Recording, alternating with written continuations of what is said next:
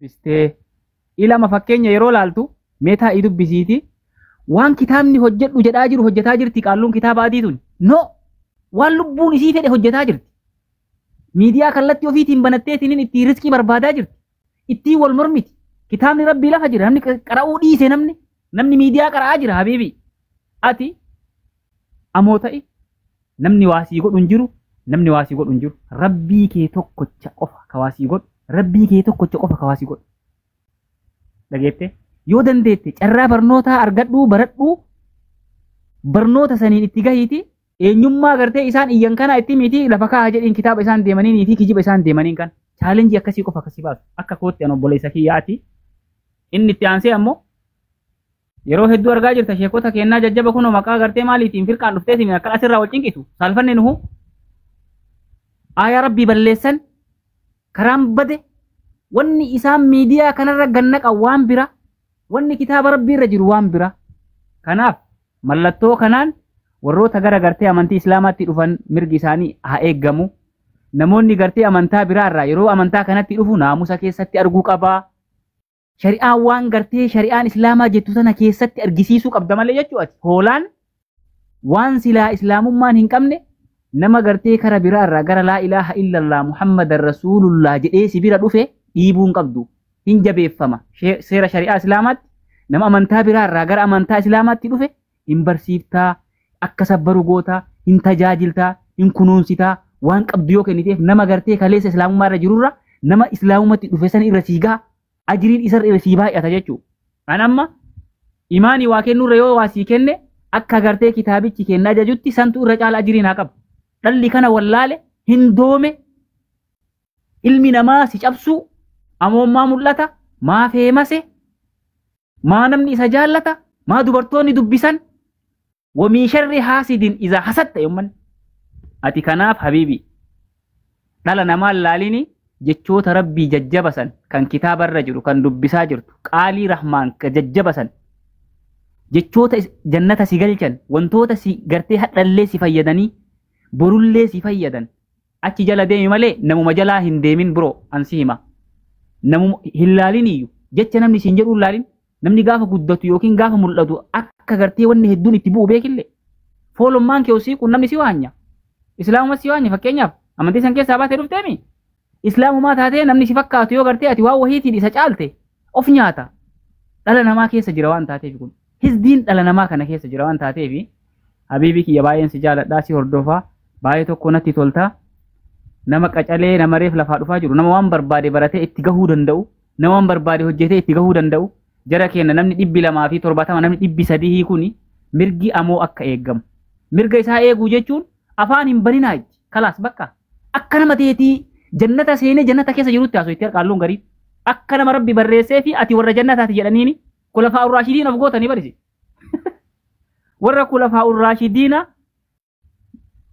karabbiin gartee jiruu irratti si warra jannataati jedheen san akkas gootee deemti qaalluun gariin suni qaalluu kitaaba adiitiin nuhu itti dhamannu keessa namaa rahmaaniin qofa beeka keessa namaa jaliilii amriitu beeka wanni ati gootu waan qulqulluu yoo dalayde qofa jannata seenta udu'a kee kushu'a kee yoo namatti hin bu'in nama kabajjee nama islaamummatti dhufee miti kaafira kabajju malee jannatan argattu kaafira amantii fedhe yoo qabaate akka fedhe yoo ta'e namummaa isaatiin gaafa kabajji qofa jannataa fi jiruu fi aakiratti illee milkooyta malee kijiba asii achi ooftee nama olii ooftee kaan as ooftee kaan ol cabsitee kaan gad cabsitee maa akkana guddate maa haasaya maa dubbate amoo laa ilaaha illallah muhammad rasulullah takkattiin jannata seena yoo waan barbaade godhe rabbii isaa dhiisaa situ isaa dhiisaa ati rabbii gaafa amantii kanatti kennitan rabbii wal mari'attanii kottu amoo rabbii wal mari'anneeti dhufi jettaniini bataam namni garmaachu gaafa dhufu san siifi rabbiin jidduu maqooteenne jettaniini amoo fi rabbiin jidduu isaaf isa qofa jira nam tokko hin jiru jechuu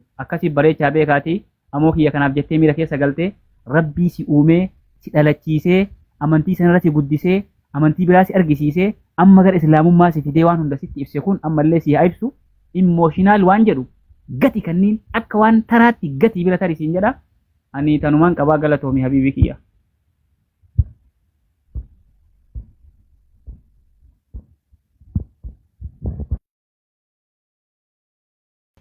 Okay, okay. Limri shagalato. يعني باية وانتش مالي في دمو سنو ورا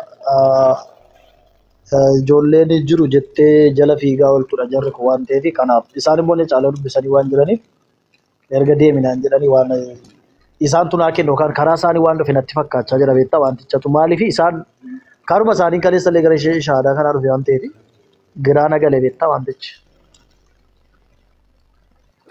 السلام عليكم ورحمة الله وبركاته.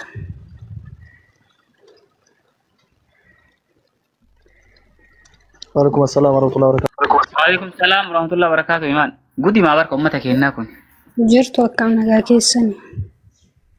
جرى بولتي بقى جرتنا الحمد لله قالت ربنا بلسقو أما وانتنسيد أمو سببا كتلي فيديو شن رت ورابا مجرى ركون قبو على كل هالي الدنيا قرمات وانتيف ركون قبو كوني هندو دمو كيري مفتاح مالف أمانتي نمني قبو نمال وان جدو سو نمني سفارس اللي وما سينغور يو نمني قسيبوس اللي وما سينغور آتي أوف بيكي توقفامو دين إسلاما كان كيستي صبري سبر باتشيسا مالف كرانا قبو أجي هدو قبو وانتيف أمانتي كان مي namni akkana naan jedhe jettee waan namni siin jedhe barreeffattee kusuutu sabrii si barbaachisa kan jettu islaam fakkeenyaaf yoo fakkeenyaaf kanan keessaa bahee dhufe sanaan dhiibbaan chaalenjiin rakkinni akkasumas ariyatamni akkasumas immoo wantoonni garaagaraa narra ga'ani I like kana nan jaalladha sirriidha dhugaadha jettee fudhatta kun ammoo sabrii maan na barbaachisa fakkeenyaaf inni keessaa dhufe nutti dubbanneef inni keessa jiru ammoo yeroo akka kanaatti maqaan balleesseen hadheesseen as waan arrabseena abaaraa jiru kanatti ishi kanatti rabbitu natti fide rabbi natti fide mi'a moo gaafii takka si gaafadhu gaafii takka bicha obboleessaa karaa jechuu yoo meebi islaama taate obboleessaa kuraati waa wanti biraas taate dammoo oromummaa walitti qabna mee islaamummaa kana qanii dhuftu nama sii kenne moo ofuma keetii jaalattee qabatte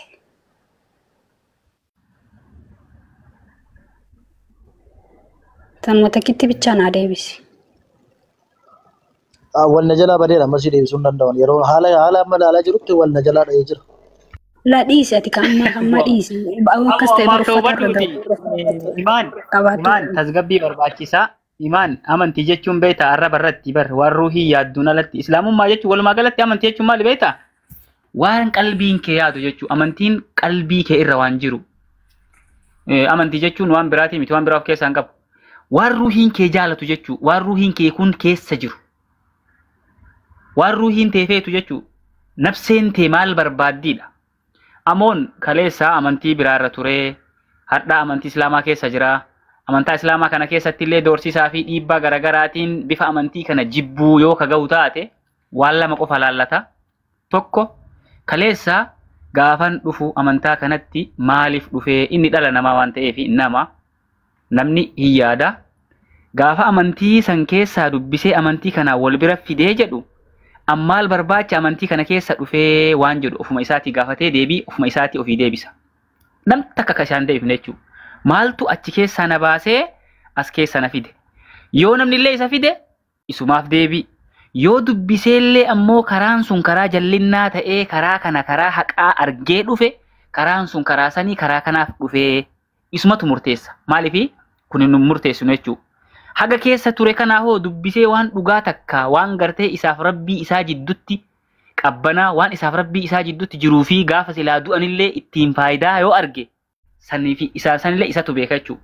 Ammaaf tasgabbii isa barbaachisaa ammoo tasgabbaahi ati filannoo mataa keetiitiin yoo barbaadde muka ani dimokiraasiidha waan akkanaa kana islaamummaa jinnii maali muka akkana dhaabiitii kun rabbii yoo jette nama hin galchu an dhaloota akkamii keessa akka jirru wallaale. Muka dhaabanii mukuma kanaan rabbi yoo jedhe maaltu si galchesi? Mukuma dhaabdee mukuma natsaa kanaan kuni rabbi yoo jedhe wanni si galche hin jiru jechuudha nama.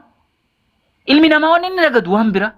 Muka natsaa badee dhaabdee muyni kuni Allahuudha yoo jedhe nama takka nama hin galchu. Abbaa itti amanu sani fedha isaati. Bara amantiin buudizimii ka jiru amantiin gartee hindii kana keessa jiru bar horii akka rabbiititti horii waaqa akka horii marga dheedu kan akka waaqaatti fayyadaman akka waaqaatti horiitti amananii jiraataa jiran.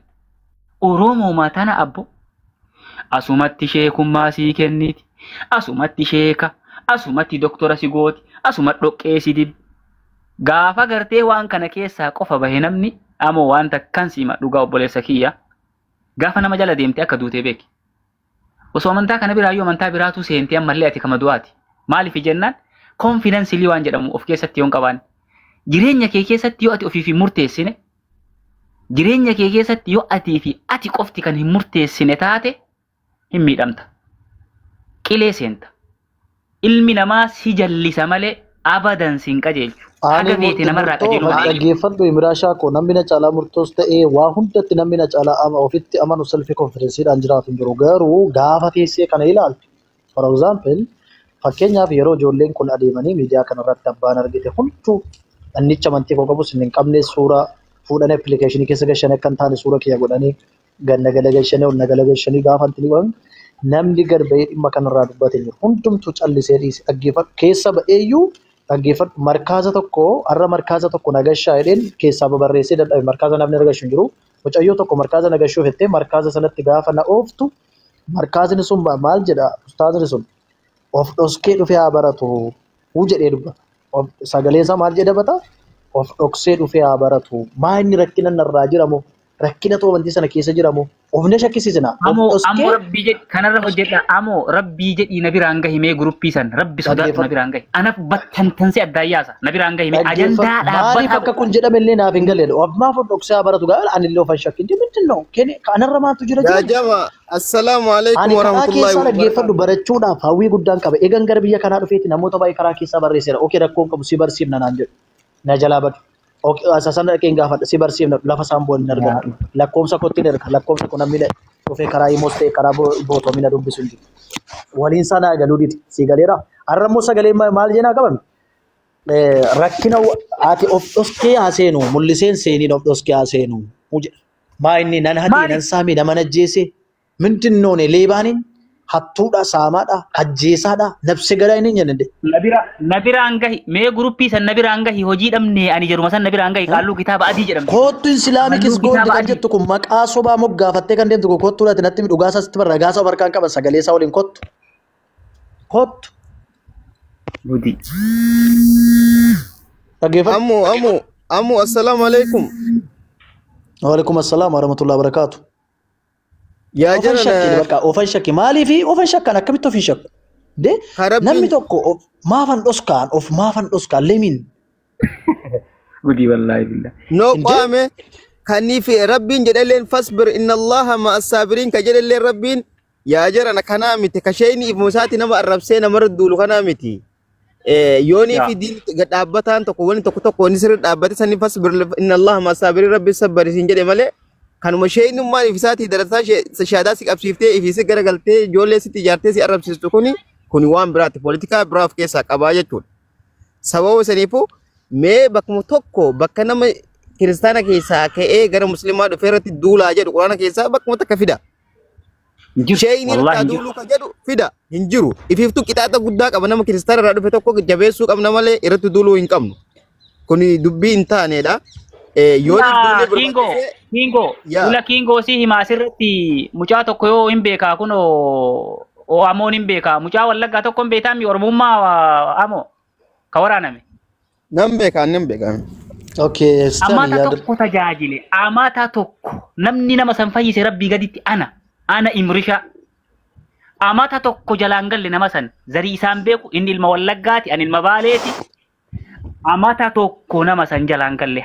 Haga inni akkasitti hospitaala tamalaallasee wayita dhiigarraa fuudhan waan inni ta'amuun quba qaban beeka nama san. Waggaa tokkoof ji'a 4 tajaajile nama sanan. Maqaa islaamummaa laa ilaaha illallah qofa abbaate. Sigale. Yoo rabbiif hojjedhu dhageeffadhu. Rabbiif goota taanaan mutii qabadhu jetti.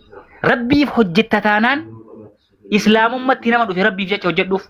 Yoo ammoo nama kafarsiisuu dhufte qaalluu kitaaba adiiti siin jenna inuu yaasaa darasaa gartee immoo takka takkaan as yaasaa irratti hojjenna takka takkaan darasaa kitaaba adii jechuu ka kijibaan gartee immoo keessa seentee beerarraa birrii funaantu islaamummaa namarraa fuutee nama deebistu yoo jiraatte as nuu baasaa irratti hojjenna antanumaan jedha ituu fi kingo.